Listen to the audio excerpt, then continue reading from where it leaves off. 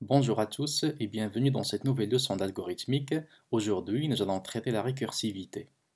Dans la leçon où nous avons traité les fonctions et procédures, j'ai évoqué le terme récursivité ou fonction récursive.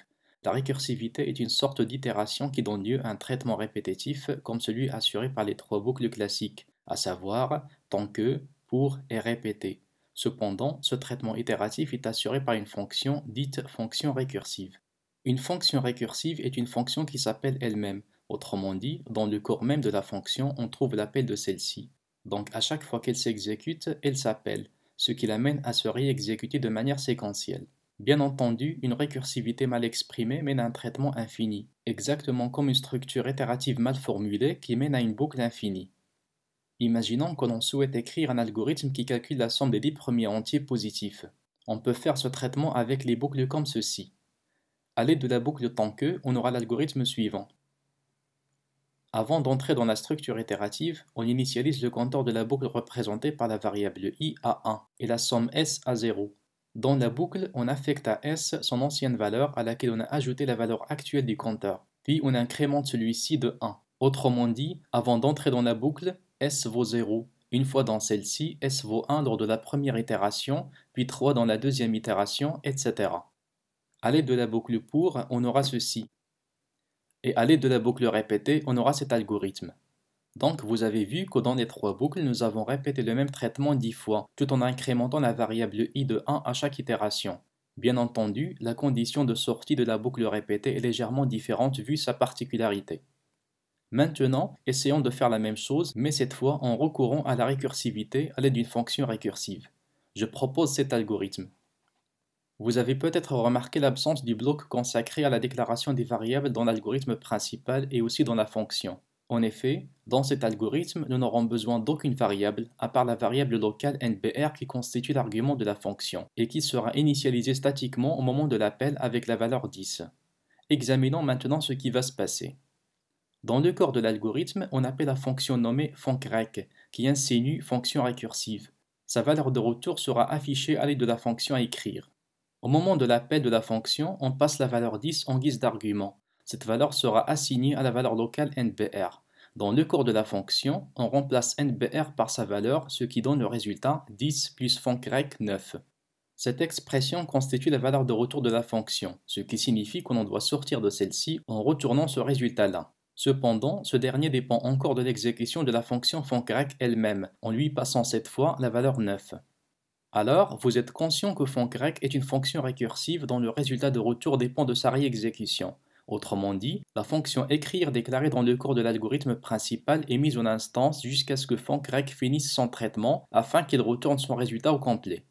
À la fin, foncrec est censé retourner 10 plus 9 plus 8 plus 7, etc. Or, rien n'indique à la fonction quand est-ce qu'il doit arrêter sa récursivité.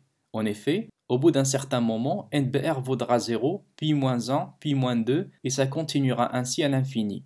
Nous sommes donc tombés dans une sorte de boucle infinie. Pour pallier ce problème, on doit intercaler une condition qui indiquera à la fonction quand est-ce qu'il doit se réexécuter et quand est-ce qu'il doit se mettre fin et retourner le résultat final une fois pour toutes. Nous allons donc améliorer notre algorithme comme ceci. Dans ce cas, tant que la variable NBR est supérieure à 0, on appelle la fonction foncrec par récursivité. Mais une fois NBR passe à 0, on retourne 0 qui est un élément neutre de l'addition.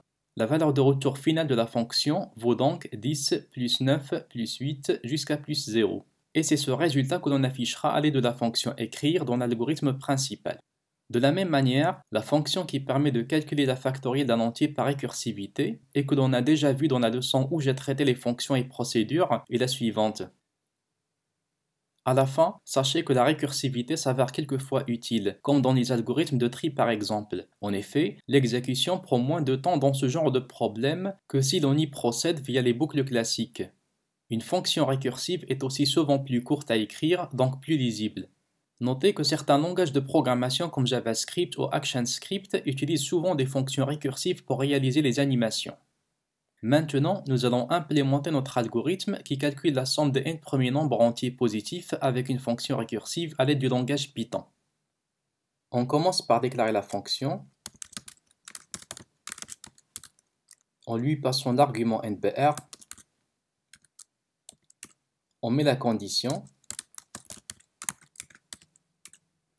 Donc si NBR est supérieur à 0, on retourne le résultat suivant.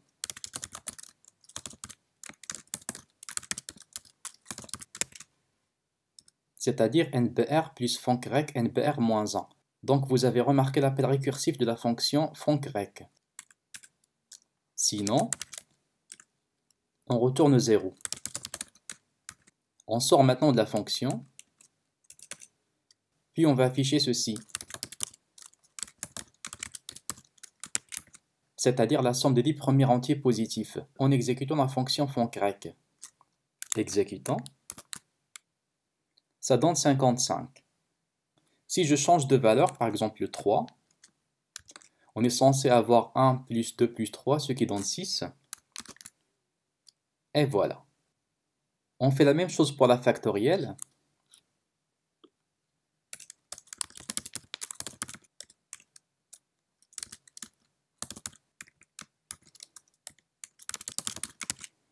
Donc si NBR est égal à 0, on retourne 1. Sinon,